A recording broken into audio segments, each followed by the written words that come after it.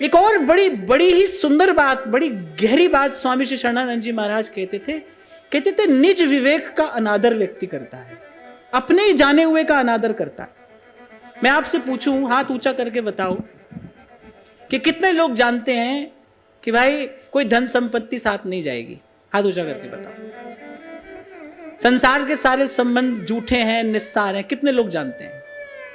और फिर कितने लोग हैं जो उसी संपत्ति को अर्जित करने में और उन्हीं संबंधों का पोषण करने में लगे हुए हैं? सभी हैं, सभी है ना। इसी को कहते हैं अपने जाने हुए का अनादर करना।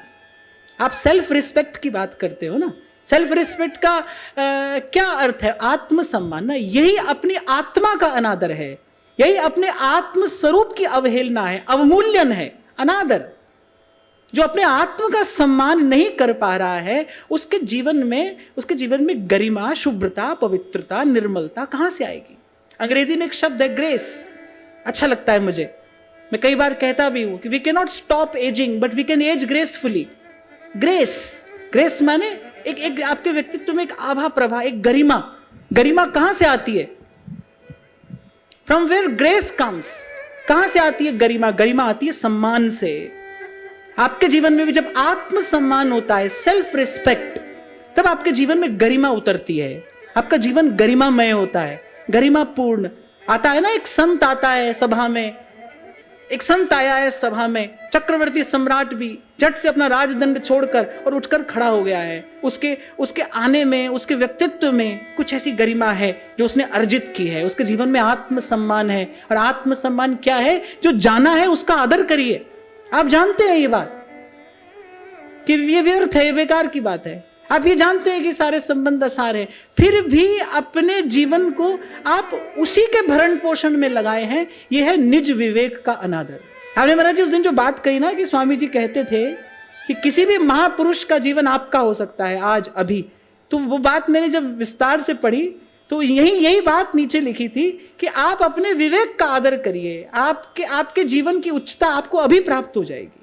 जो जाना हुआ है उसी को ही मान लीजिए, कोई नई बात थोड़ी जाननी है भाई, कोई नई बात नहीं जाननी है। ये सब बखेड़ा तो हम जैसे लोगों के लिए है, हमको रोज रोज आपको सुनाना है नहीं। तो जानने जिस बात से बात बन जाती है वो बात तो बड़ी थोड़ी सी है, बहुत ही थोड़ी सी बात है, बहुत थोड़ी सी बात है। सत्संग की कृपा से क्या होगा?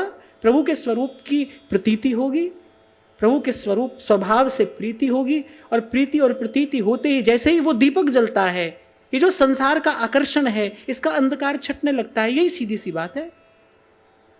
पर जो जाना हुआ है उसका आदर तो करिए। प्रकृति ये देखती है कि भाई इसको हमने 2 बात बताई, ये उस 2 बात का आदर नहीं कर रहा है, तो इसको इसके आगे की बात क्यों बताई जाए? हमारे पात्र में इतनी जगह नहीं है, थोड़ा सा अब कुछ प्रकृति ने डाला है, वही हमारे पात्र में नहीं समा रहा है, वही छलकता चला जा रहा है, तो आगे का मार्ग प्रकृति कैसे खोलेगी आपके लिए?